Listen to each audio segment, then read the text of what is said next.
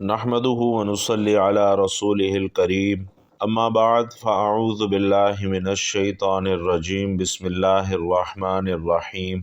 भाइयों और बहनों, इंसान की उम्र बढ़ाने वाला कलाम ये है, जो बंदा असर की नमाज के बाद 100 मरतबा पढ़ता है उसकी हर दुआ कबूल होती है। अल्लाह सुब्हानहु व तआला उसकी ज़िंदगी में बरकत अता फरमाता है और उसके माल और दौलत में, उसके रिज़्क़ में बेपनाह इजाफ़ा फरमाता है। ये कलाम नबी करीम सल्लल्लाहु अलैहि वसल्लम को बहुत पसंद है। भाइयों और बहनों, जब ज़िंदगी ख़त्म हो जाएगी और क़यामत कायम कर दी जाएगी, ये दुनिया, ये ज़मीन, ये आसमान ख़त्म हो जाएंगे, फिर अल्लाह तबारक व तआला जब चाहेगा मीज़ान अदल कायम होगा। कल क़यामत के दिन रसूल अकरम सल्लल्लाहु अलैहि वसल्लम शफ़ाअत के लिए आगे बढ़ेंगे और ताजे करामत आप सल्लल्लाहु अलैहि वसल्लम के सर पर होगा और अरसात क़यामत पर जलवागर होंगे। आप अलैहिस्सलातु वस्सलाम उस मैदान में उस माँ की तरह परेशान दिखाई देंगे कि जिसका बेटा गुम हो गया हो। आप सल्लल्लाहु अलैहि वसल्लम इसी परेशानी और बेताबी से अपनी गुनाहगार उम्मत के एक एक फ़र्द को तलाश करेंगे और उम्मती उम्मती कहकर पुकारते जाएंगे। अल्लाह तबारक व तआला की तरफ से बशारत आएगी कि मोहम्मद अपनी उम्मत को हिसाब के लिए पहले ले आइए। आप अपनी उम्मत के सहाबा, खुलफा, अंसार, मुहाजिरीन, शुहदा, सिद्दीकीन, सालिहीन और औलिया को कतार दर कतार बुलाते जाएंगे। फरमाने खुदाबंदी होगा कि ए मोहम्मद, मुती लाए हो, गुनाहगार कहाँ हैं? मुखलिस लाए हो, मुफलिस कहाँ है? नमाजी लाए हो, बेनमाजी कहाँ है? आलिम लाए हो, जाहिल कहाँ है? रोज़ेदार लाए हो, हराम खोर कहाँ है?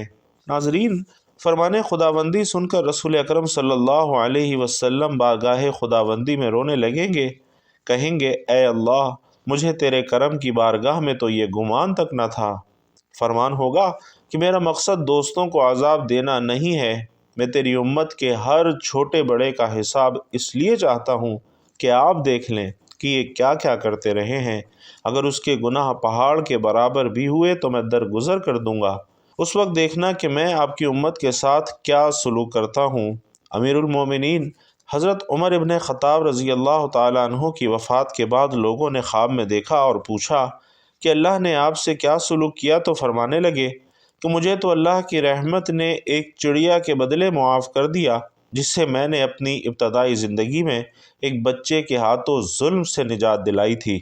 हज़रत अली रज़ी अल्लाह ताला अन्हु को लोगों ने वफ़ात के बाद ख्वाब में देखा और हाल दरियाफ़्त किया तो आपने फरमाया कि मुझे तो अल्लाह तबारक व तआला की रहमत ने उस चींटी के बदले बख्श दिया था, जिसे मैंने सैलाब में बहते हुए किनारे पर रखा था। हज़रत इमाम अबू हनीफ़ा रहमतुल्लाह अलैह की वफ़ात के बाद लोगों ने ख्वाब में पूछा कि अल्लाह ने आपके साथ क्या मामला किया? तो आपने फरमाया कि मुझे अल्लाह ने उस मक्खी की जान बचाने के बदले बख्श दिया, जिसे मैंने एक दिन दवात से निकाल कर बचा लिया था। भाइयों और बहनों, जिस वक्त अल्लाह रब्बुल इज़्ज़त की रहमत एक चिड़िया, एक चींटी और एक मक्खी के बदले इतने बड़े बड़े बुज़ुर्गों की बख्शिश कर सकती है, तो अगर रसूल अकरम सल्लल्लाहु अलैहि वसल्लम की शफ़ाअत से हम जैसे गुनाहगारान उम्मत बख्श दिए जाएँ, तो इसमें ताज्जुब की कौन सी बात है। दुरूद प्यारे आका सल्लल्लाहु अलैहि वसल्लम के लिए कमेंट बॉक्स में ज़रूर लिख दीजिए सल्लल्लाहु अलैहि वालिहि वसल्लम। भाइयों और बहनों, साबिक़ा अंबिया और रसूलों को जिस कदर मदारिज और सआदत मिली है, वो सब रसूल अकरम सल्लल्लाहु अलैहि वसल्लम की मोहब्बत से मिली है। यही मोहब्बत अल्लाह ताला ने रसूल अकरम सल्लल्लाहु अलैहि वसल्लम को भी अता फरमाई।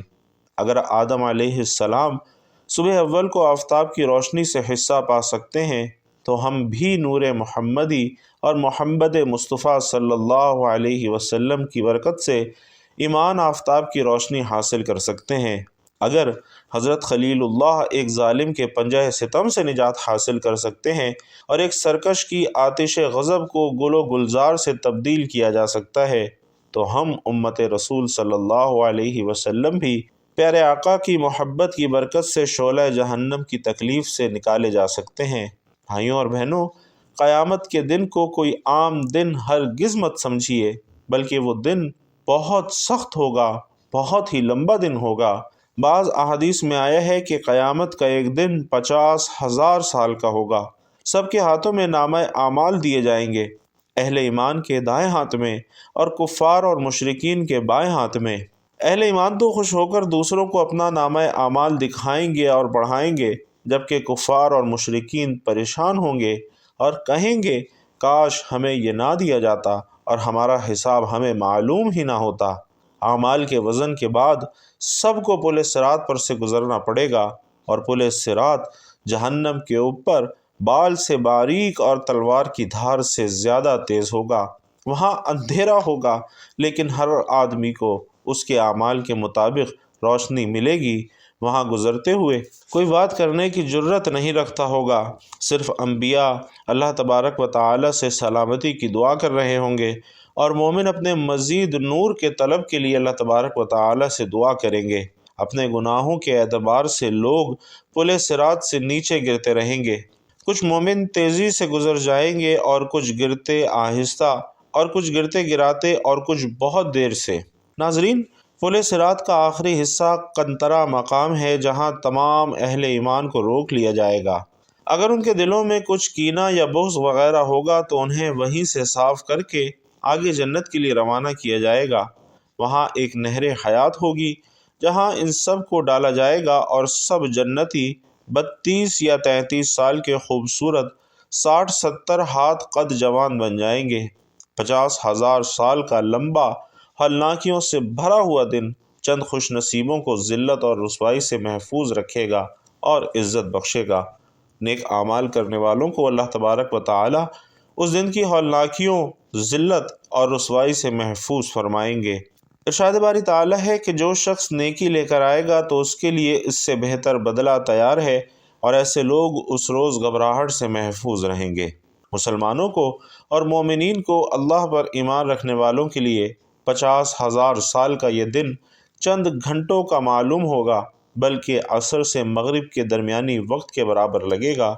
وہ اس میں حوض کوثر سے پانی پئیں گے اور ہر طرح کی پریشانی سے محفوظ رہیں گے۔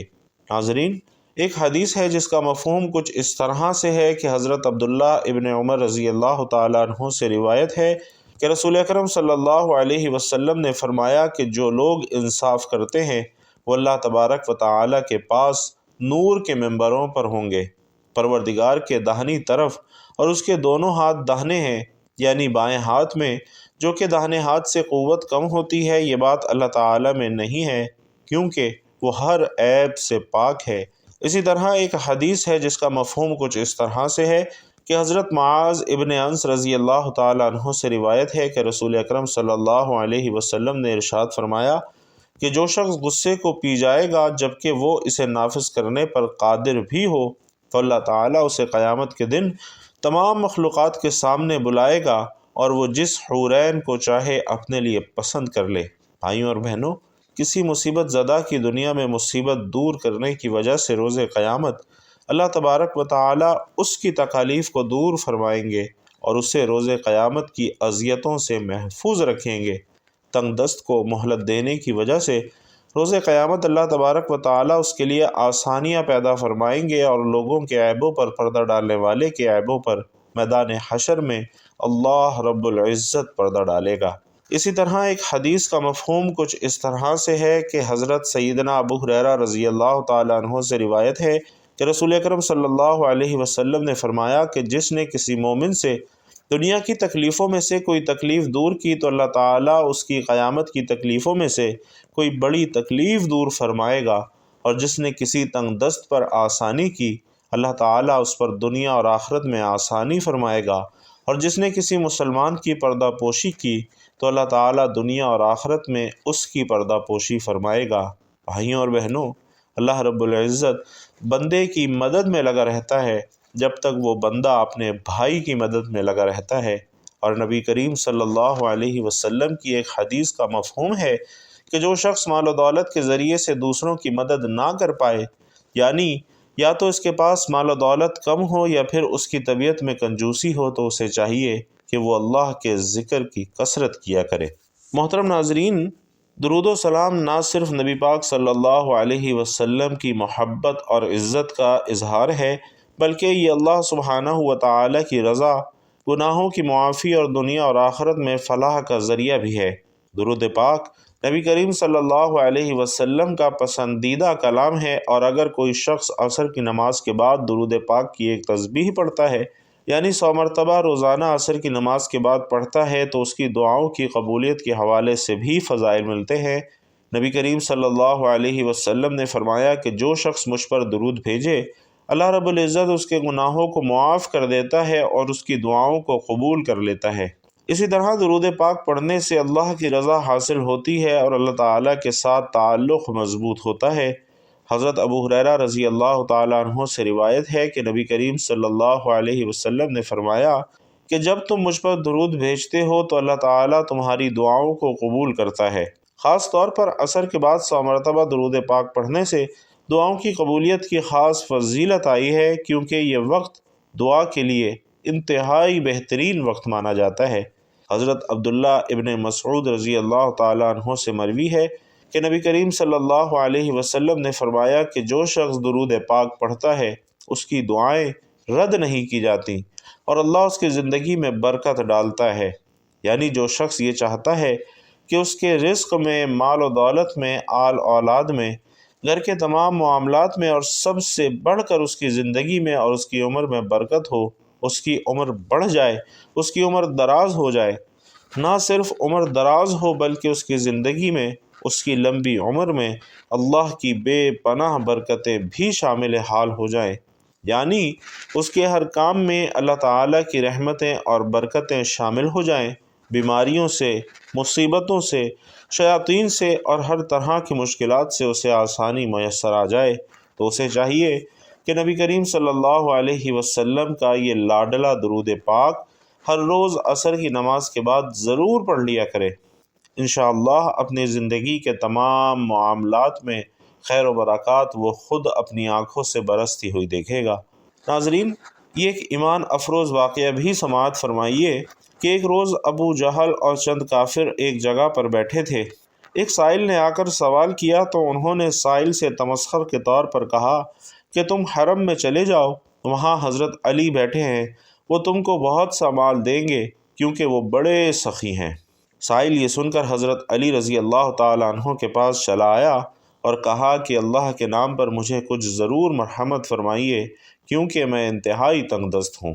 ناظرین، اس وقت آپ رضی اللہ تعالیٰ عنہ کے پاس بھی بظاہر کوئی چیز نہ تھی جو کہ سائل کو دیتے، لیکن اپنی فراست سے یہ جان گئے کہ کافروں نے تمسخر کے لیے اسے بھیجا ہے۔ آپ رضی اللہ تعالیٰ عنہ نے 10 بار نبی کریم صلی اللہ علیہ وسلم کا یہ لاڈلا درود پاک، اور ایک روایت میں ہے کہ 3 بار یہ درود پاک پڑھ کر سائل کے ہاتھ پر پھونک ماری اور فرمایا کہ ہتھیلی کو بند کر لے اور کافروں کے سامنے جا کر اسے کھولنا۔ جب سائل کافروں کے پاس آیا تو انہوں نے پوچھا کہ تجھے علی نے کیا دیا ہے؟ اس نے مٹھی کھولی تو وہ سونے کے دیناروں سے بھری ہوئی تھی، اور ناظرین، یہ دیکھ کر وہاں بیٹھے کئی کافر مسلمان ہو گئے، جبکہ ایک روایت کے مطابق اس کی مٹھی میں ایک قیمتی گوہر آ گیا تھا۔ اسی طرح حضرت جابر بن عبداللہ رضی اللہ تعالیٰ عنہ سے مروی ہے کہ حضور اکرم صلی اللہ علیہ وسلم نے فرمایا کہ روزانہ جو شخص مجھ پر 100 مرتبہ درود پڑھے گا، اللہ رب العزت اس کی 100 حاجتیں پوری فرمائے گا، اس میں 70 آخرت کی حاجتیں ہیں اور 30 دنیا کی حاجتیں ہیں۔ اور ایک روایت میں ہے کہ حضرت سفیان ثوری رحمۃ اللہ علیہ نے دوران طواف ایک شخص کو دیکھا جو کہ ہر قدم پر درود پاک پڑھتا تھا۔ حضرت سفیان رحمۃ اللہ علیہ نے اس سے کہا کہ کیا بات ہے کہ تو نے تسبیح و تحلیل کو چھوڑ دیا ہے اور اس کی جگہ پر نبی اکرم صلی اللہ علیہ وسلم پر درود بھیجتا ہے؟ کیا تیرے پاس اس کی کوئی دلیل موجود ہے؟ اس نے کہا کہ اللہ تجھے معاف کرے، تو ہے کون؟ انہوں نے کہا کہ میں سفیان ثوری ہوں۔ اس شخص نے کہا کہ اگر آپ پہلے زمانے میں خاص شخصیت نہ ہوتے تو میں اپنے حال کی خبر آپ کو نہ دیتا۔ اس نے بیان کیا کہ میں اور میرا والد حج بیت اللہ کے لیے اکٹھے نکلے تھے۔ مجھے یہاں تک کہ منزلیں طے کرتے ہوئے ایک جگہ میرا والد بیمار ہو کر فوت ہو گیا اور اس کا چہرہ سیاہ اور آنکھیں نیلی ہو گئیں اور اس کا پیٹ پھول گیا۔ اس کا یہ حال دیکھ کر میں رونے لگا اور انا للہ و انا الیہ راجعون پڑھا۔ میرا باپ سفر کی زمین میں ایسی موت مرا، پھر میں نے چادر کو کھینچ کر اس کے چہرے کو ڈھانپ دیا۔ اس کے بعد مجھ پر نیند کا غلبہ ہوا تو میں سو گیا اور بحالت خواب میں یکایک کیا دیکھتا ہوں کہ ایک شخص جس سے زیادہ خوبصورت چہرہ اور نہایت پاکیزہ لباس اور عمدہ خوشبو میں نے نہیں دیکھی تھی، میرے باپ کے نزدیک ہوا۔ پھر اس شخص نے چادر کو میرے باپ کے چہرے سے ہٹایا اور اس کے چہرے پر ہاتھ پھیرا، جس وجہ سے میرے باپ کا چہرہ دودھ سے زیادہ سفید ہو گیا۔ پھر اس کے پیٹ پر ہاتھ پھیرا تو پیٹ پہلی حالت میں آ گیا۔ پھر اس شخص نے واپس لوٹنا چاہا تو میں اٹھا اور اس شخص کی چادر پکڑ کر عرض کیا کہ یا سیدی، اس ذات کی قسم دے کر کہتا ہوں کہ جس نے میرے باپ کی طرف مسافرت کی زمین میں تجھے بصورت رحمت بھیجا ہے، تو کون ہے؟ اس شخص نے کہا کہ تم نے مجھے نہیں پہچانا، میں محمد رسول اللہ صلی اللہ علیہ وسلم ہوں، تیرا باپ بہت زیادہ گنہگار تھا۔ ہاں، ایک بات تھی کہ وہ مجھ پر درود شریف کی کثرت کیا کرتا تھا۔ پھر جب اس پر مصیبت نازل ہوئی تو مجھ سے فریاد کی اور میں اس کی فریاد کو پہنچا، اور میں دائرہ دنیا میں اس شخص کی فریاد رسی کرنے والا ہوں جو مجھ پر کثرت سے درود بھیجنے والا ہے۔ اور اس کے بعد میں بیدار ہوا، دیکھا کہ میرے باپ کا چہرہ واقعی سفید ہو گیا ہے اور پیٹ کی سوجن بھی اتر گئی ہے۔ اے وہ جو مصیبتوں کے اندھیرے میں اس قدر دعائیں قبول کرنے والا ہے، بیماریوں تکلیفوں کو دور کرنے والے، ذلت اور مسکنت میں نبی کریم صلی اللہ علیہ وسلم کو میری شفاعت کرنے والا بنا اور میری پردہ پوشی فرما، کیونکہ تو بڑے فضل و کرم والا ہے۔ بھائیوں اور بہنوں، پیارے آقا صلی اللہ علیہ وسلم فرماتے ہیں کہ 4 باتیں ظالمانہ ہیں۔ پہلی یہ کہ کھڑے ہو کر آدمی پیشاب کرے، دوسری یہ کہ نماز سے فراغت پانے سے پہلے اپنی پیشانی پوچھے، تیسری یہ کہ اذان سن کر مؤذن کے کلمات کا جواب نہ دے، اور چوتھی یہ کہ اس کے نزدیک میرا ذکر ہو اور وہ مجھ پر درود نہ بھیجے۔ حضرت کعب ابن عجرہ رضی اللہ تعالیٰ عنہ بیان کرتے ہیں کہ ہم نبی کریم صلی اللہ علیہ وسلم کی خدمت میں حاضر ہوئے اور عرض کیا کہ یا رسول اللہ صلی اللہ علیہ وسلم، ہم آپ پر کون سا درود پڑھیں؟ تو آپ صلی اللہ علیہ وسلم نے فرمایا اللہم صلی علی محمد وعلی آل محمد کما صلیت علی ابراہیم وعلی آل ابراہیم انک حمید مجید اللہم بارک علی محمد وعلی آل محمد کما بارکت علی ابراہیم وعلی آل ابراہیم انک حمید مجید۔ اللہ رب العزت سے دعا ہے کہ ہم سب کو نیکی کی بات سننے، سمجھنے اور اس پر عمل کرنے کی طاقت اور توفیق مرحمت فرمائے۔ یا اللہ، ہماری تمام پریشانیوں کو، تمام تنگ دستیوں کو، تمام رزق کی تنگیوں کو دور فرما۔ یا اللہ، ہمیں ایسی نماز پڑھنے کی توفیق عطا فرما جس نماز سے تو اور تیرے پیارے رسول صلی اللہ علیہ وسلم راضی ہو جائیں۔ زندگی میں ایسے نیک اعمال کرنے کی توفیق نصیب فرما جن اعمال سے تو اور تیرے پیارے رسول صلی اللہ علیہ وسلم راضی ہو جائیں۔ یا اللہ، ہم سب کو نماز پنجگانہ ادا کرنے کی توفیق نصیب فرما۔ یا اللہ، جو بھائی بہن قرض کے بوجھ تلے دبے ہوئے ہیں، یا اللہ ان کا قرض جلد از جلد ادا کروا دے۔ یا اللہ، میرے جو بھائی بہن، بہنیں، بیٹیاں اپنے رشتوں کی وجہ سے پریشان ہیں، یا اللہ ان کے جلد از جلد نیک اور اچھے رشتے کروا دے۔ یا اللہ، جو صاحب اولاد ہے ان کی اولاد کو ان کی آنکھوں کی ٹھنڈک، نیک، صالح اور فرما بردار بنا، اور جو بے اولاد ہیں یا اللہ انہیں نیک، صالح، فرما بردار اولاد نصیب فرما۔ یا اللہ، جن کے والدین اس دنیا سے رخصت ہو چکے ہیں ان کے والدین کی قبروں کو جنت کے باغوں میں سے ایک باغ بنا دے، اور جن کے والدین حیات ہیں ان کے والدین کو لمبی زندگی، صحت، تندرستی اور عافیت والی عطا فرما۔ یا اللہ، تیرے پیارے حبیب صلی اللہ علیہ وسلم نے تجھ سے جن جن خیر کی دعائیں کی ہیں ان تمام دعاؤں میں ہمارا بھی حصہ شامل فرما لے، اور تیرے پیارے رسول صلی اللہ علیہ وسلم نے تجھ سے جن جن شرور سے پناہ چاہی ہے ان تمام شرور سے ہمیں بھی پناہ عطا فرما۔ یا اللہ، ہماری دعاؤں کو اپنی بارگاہ میں اپنے پیارے رسول صلی اللہ علیہ وسلم کے وسیلے اور صدقے سے قبول و منظور فرما۔ آمین یا رب العالمین۔